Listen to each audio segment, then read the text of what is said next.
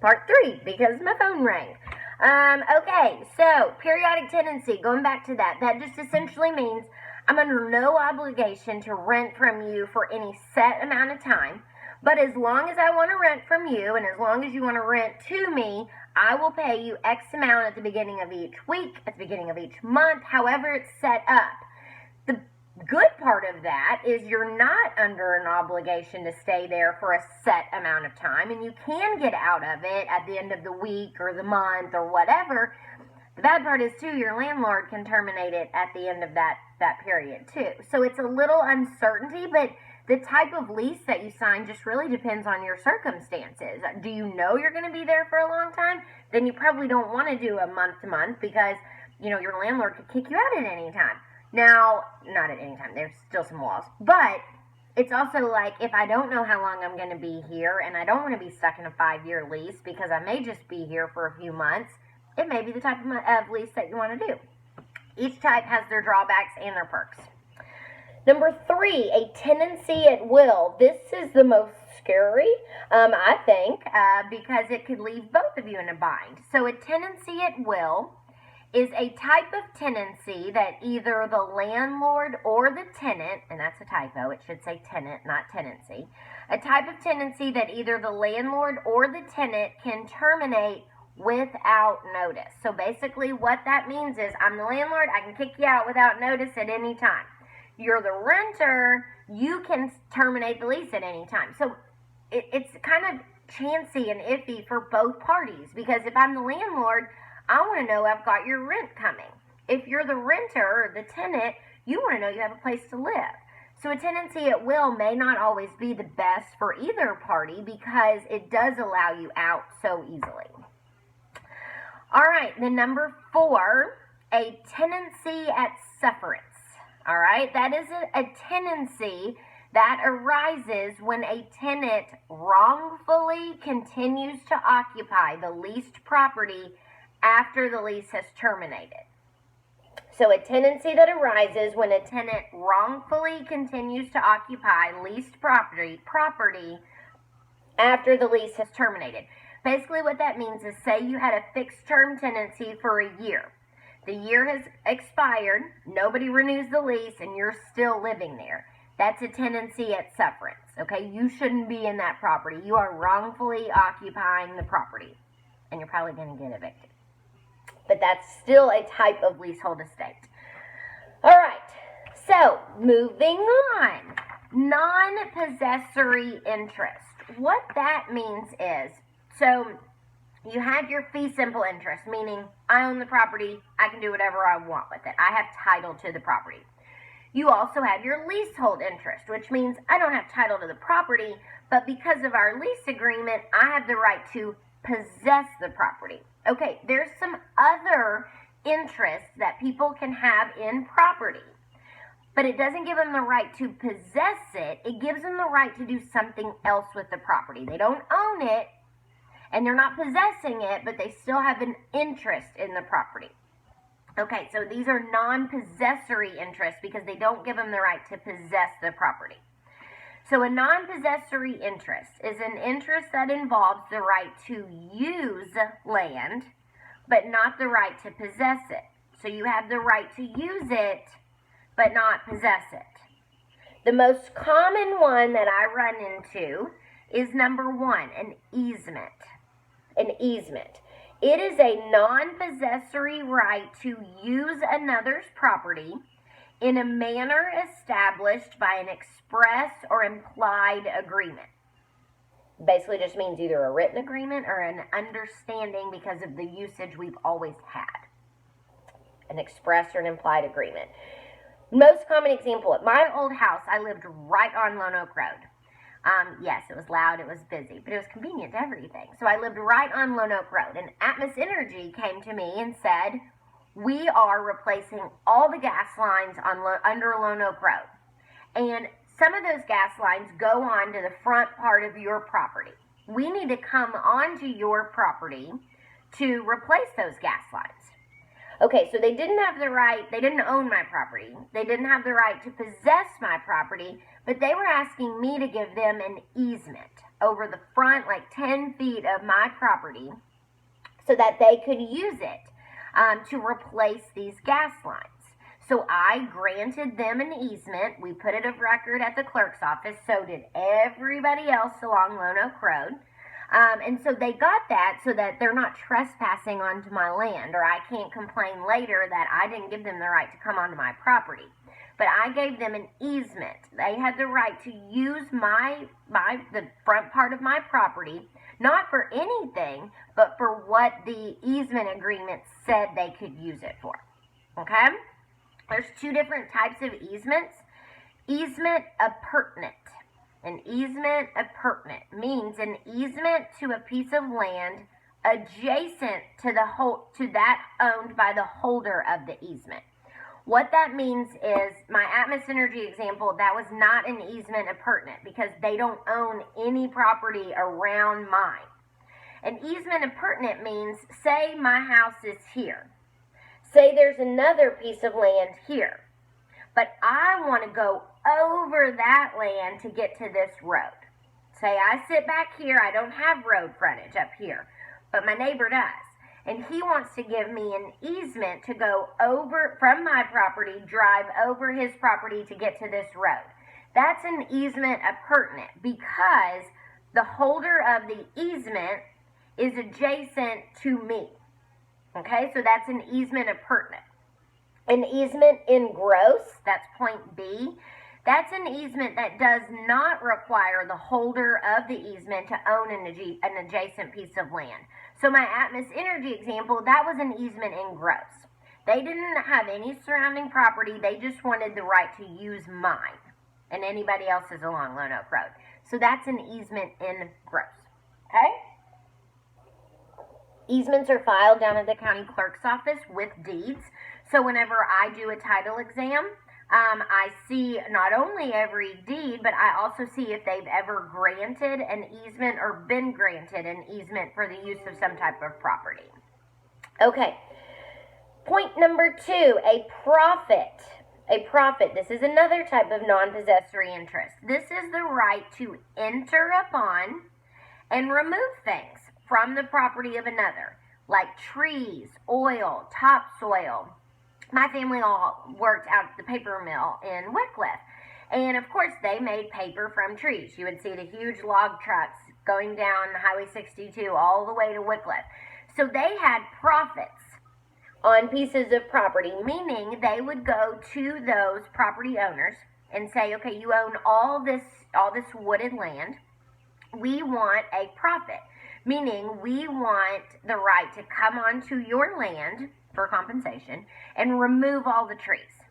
Okay, so we don't have the right to occupy or possess your property, but that gave them the right to use their property for whatever that document said that they could use it for, in that instance, to remove the trees. Okay, and then number 3, a license. A license. That is a revocable right or privilege to come onto someone else's land. A revocable, meaning I can revoke that right as the landowner. A revocable right or privilege to come onto someone else's land. Most common example I know of around here would be a hunting license. So if I want, I don't hunt, neither does my husband, but if he wanted to go hunting, we don't have any land for him to go hunting on. We live in the middle of a subdivision. So he might get a license from somebody to be able to go onto their property to hunt on their land. Okay, so he's not going on there to remove trees or soil. I guess he's going to remove whatever animal flies across or whatever he shoots. But he's going onto their property for some purpose that's outlined in the license, hunting license. Okay, moving on. Transfer by deed. All right, so when you buy property or you sell property and you're going to own it in fee simple, so I'm talking about owning property, you're going to do that by way of a deed. And I wish I had one here that I could show you. Normally I would bring one to class, but a deed. It is a document, a written document that conveys title. So that's number 1, a deed. It's a document that conveys legal title to real property, which must contain the following. All right, so there is a lot of magic to it because it has to be done right or you're going to have to do it again. But we do these every day. We do them for all of our closings. So point A, this is what a deed has to have in it. The buyers, who are the grantee, Grantee, the buyers, or the grantee, and the seller, who's the grantor, Grantor, their names. So we've got to have the grantee's names and the grantor's names, obviously. So at the beginning of the deed, it's going to say, this deed entered into on April 21st, 2020, by and between John and Lisa Smith as the grantors, who are the sellers, and Chase and Whitney Denson, the grantees, who are the buyers. Okay, so in the beginning of the deed, it sets out who's selling, or grantors, who's buying, grantees. Point B, it has to have words evidencing the grantor's intent to convey the property.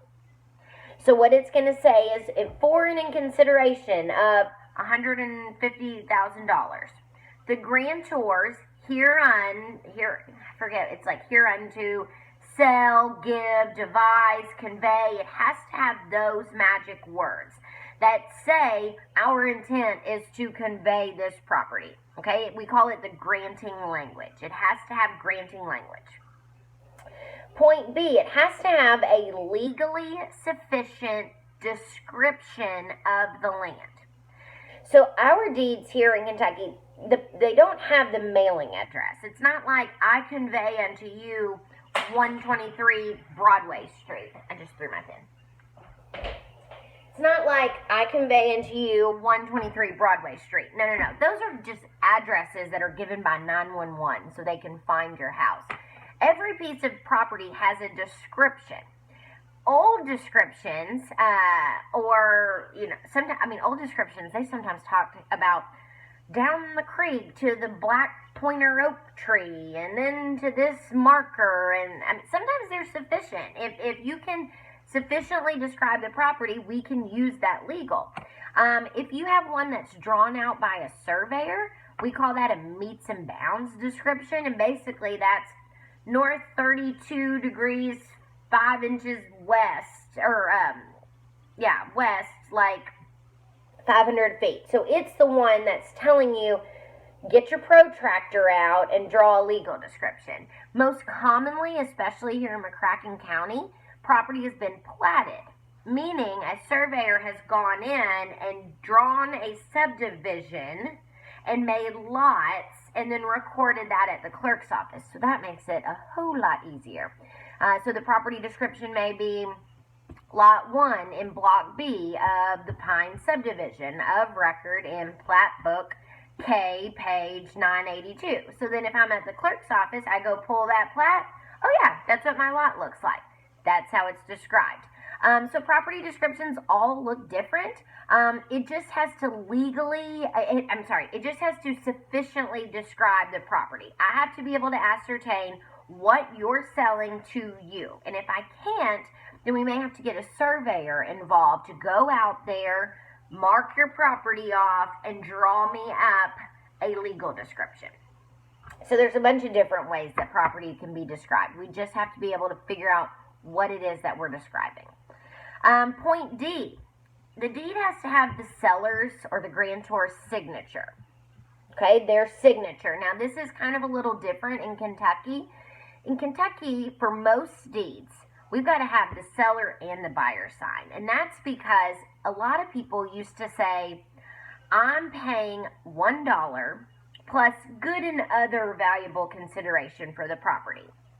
And they would do that because they didn't want the tax assessor to know what they paid for their property. Because whatever somebody's willing to pay for property is pretty good indication of what its fair market value is. And that's what you should be taxed on for your property taxes. So people figured out, well, it's not a lie for me to say I'm giving you $1 plus good and other valuable consideration. That's not a lie. But that's also not me telling the tax assessor what I paid for the property.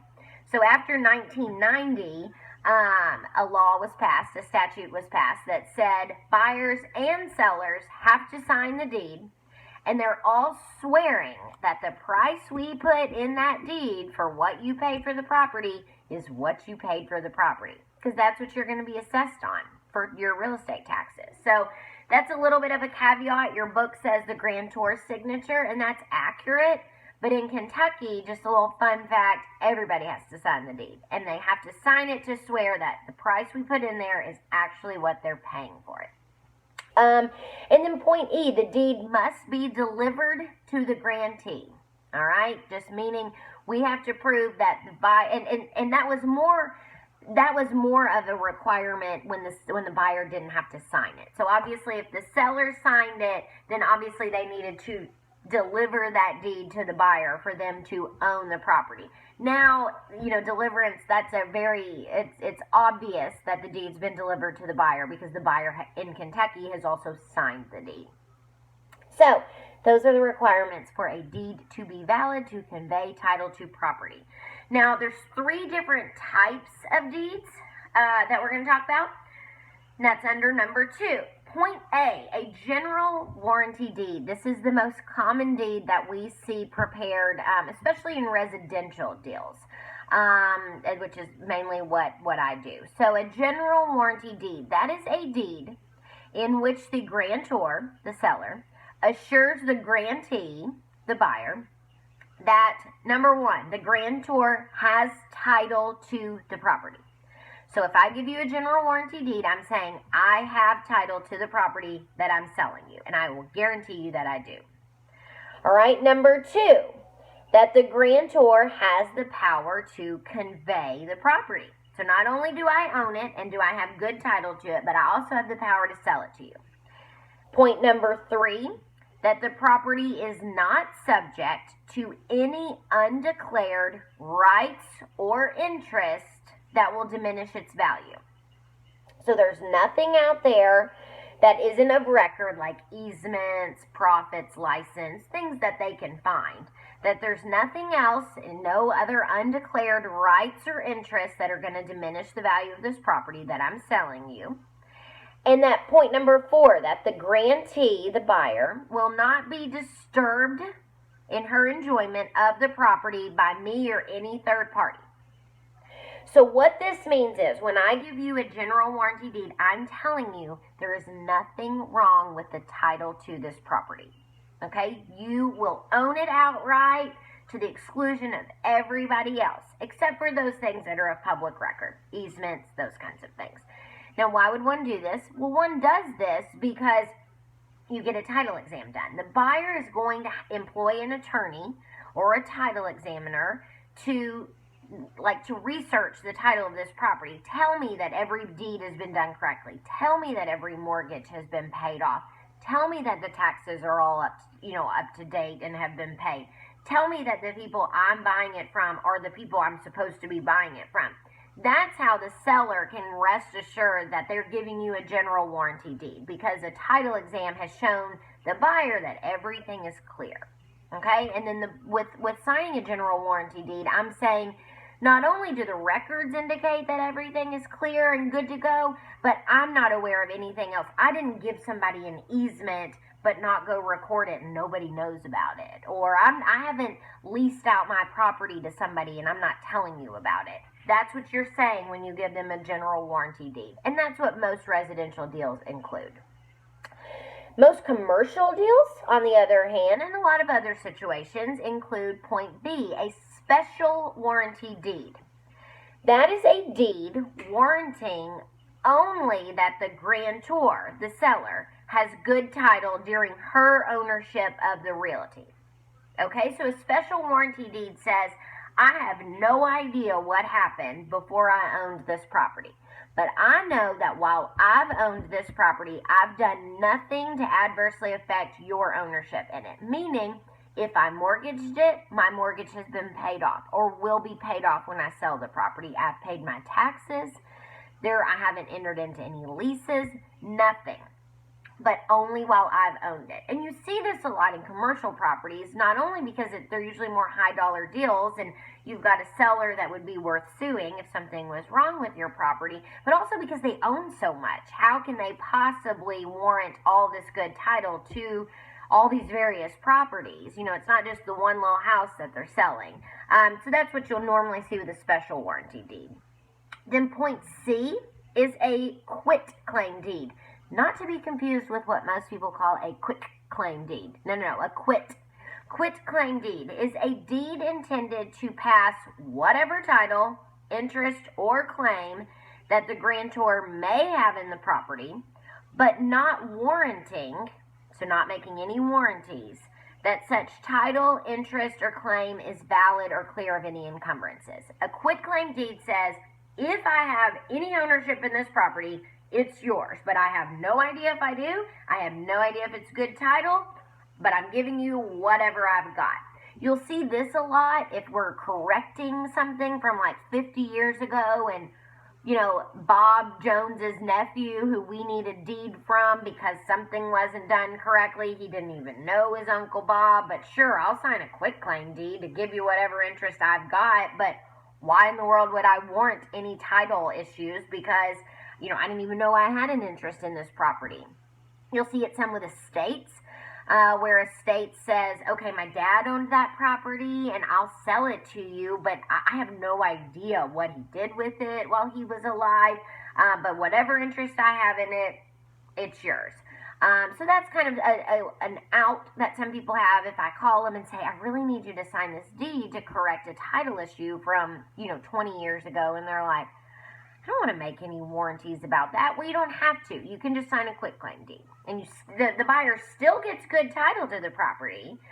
Again, they want to do a title exam to make sure they're getting good title to the property. But getting title via a general warranty deed or a quitclaim deed is no less of any kind of ownership. It just represents any warranties that the seller's making you about title. Okay, so you obtain ownership to property in two ways. Either by a deed, which we've all just talked about, or by will or inheritance. Okay, so another way to convey property or to obtain ownership to property is by will or inheritance. That's at the bottom of page 3, I think we're on. Property that is transferred at an owner's death is passed either by will or by state inheritance laws. Okay, so it's either transferred by the will or by state inheritance laws. So what that means is, number one, if the owner of land dies with a will, then the land passes in accordance with the terms of the will. So it passes to whoever in your will you said gets that property. Now, keep in mind, an executor may have to sell the property to satisfy debts or whatnot. So it passes to the person under the will